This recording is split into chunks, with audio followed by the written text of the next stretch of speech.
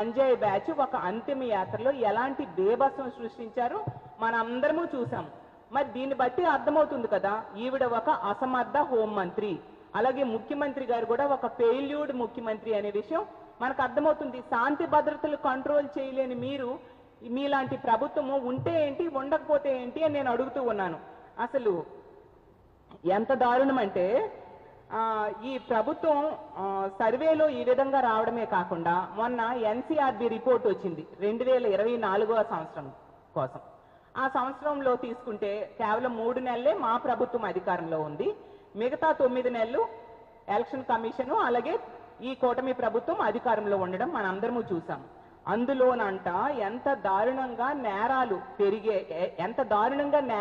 జరిగాయి అనేది చెప్పడం జరిగింది. ఎందుకంటే హింసాత్మక నేరాల్లో నంబర్ 1 స్థానంలో మన ఆంధ్రప్రదేశ్ రాష్ట్రం ఉంది. మహిళలపై జరిగిన అఘాయిత్యాల్లో నంబర్ 1 స్థానంలో ఉంది. ఉమెన్ ట్రాఫికింగ్ లో నంబర్ 3 స్థానంలో ఉంది.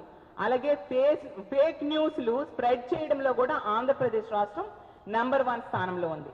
అసలు ఫేక్ న్యూస్లు స్ప్రెడ్ చేయడంలో ఈ Telugu Desam party, yellow media, ITDP అనేది మొట్టమొదటి స్థానంలో ఉంటాయని రాష్ట్ర ప్రజలందరికీ కూడా తెలుసు. తెలుగుదేశం పార్టీ వాళ్ళైతే ఐటీడీపీ వాళ్ళు లేచిన వెంటనే బ్రష్ కూడా చేసుకుంటారో లేదో తెలియదు, కానీ ఫేక్ న్యూస్లు మాత్రం స్ప్రెడ్ చేయడంలో చాలా ముందుంటారు, చాలా స్పీడ్గా ఉంటారనే విషయం ఈ రాష్ట్ర ప్రజలందరికీ కూడా తెలుసు. అలాగే ఈ రాష్ట్రంలో మద్యం ఏరులై పారుతూ ఉండే పరిస్థితి, అలాగే గంజాయి ఎక్కడ చూస్తే అక్కడ గంజాయి విచ్చలవిడిగా దొరుకుతూ ఉంది.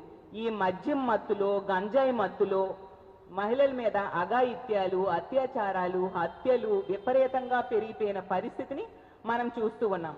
వీటిని అరికట్టాల్సింది పోయి ఏమీ లేదు అంటూ వీళ్ళు సమర్థించుకుంటూ ఉండే పరిస్థితిని మనం చూస్తూ ఉన్నాము. ఈ సొంపుకి అసలు ఇప్పుడున్న ఆడపిల్లలకే రక్షణ లేని పరిస్థితిలో ఉన్నారు. చంద్రబాబు నాయుడు గారు అంటారు 3 కనండి 4 కనండి అని. ఉన్న వాళ్ళకే రక్షణ లేదు, ఉన్న మహిళలకే వెన్నుపోటు పొడుస్తూ ఉన్నారు. అసలు ఈ వెన్నుపోటు పార్టీ ప్రభుత్వంలో ఈ రాష్ట్రంలో మహిళలకి వెన్నుపోటు పడవడమే కాకుండా మహిళలకి రక్షణ లేని పరిస్థితి ఇస్తూ ఉన్నారు. ఇంకా అంతమంది పిల్లలు కనిస్తే వాళ్ళకి మీరు ఎక్కడ రక్షణ కల్పిస్తారు?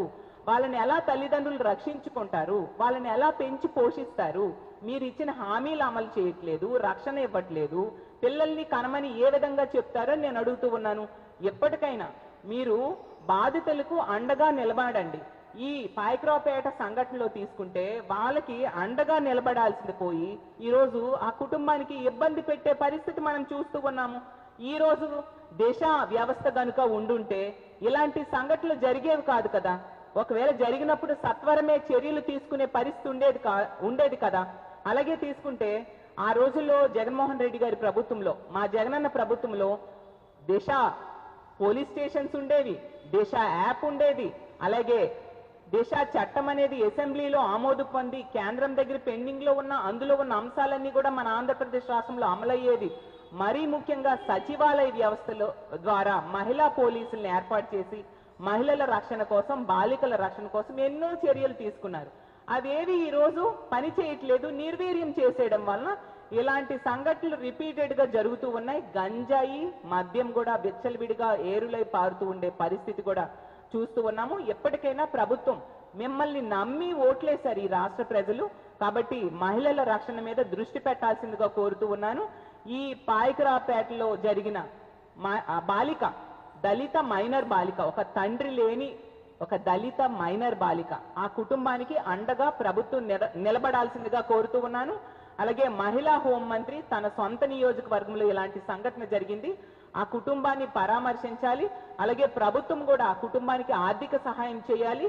ఈ సంఘటనలో తప్పు చేసిన వారికి కఠినంగా శిక్షించాల్సిందిగా డిమాండ్ చేస్తూ ఉన్నాను.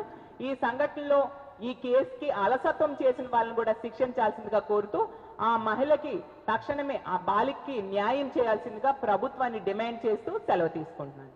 Thank you.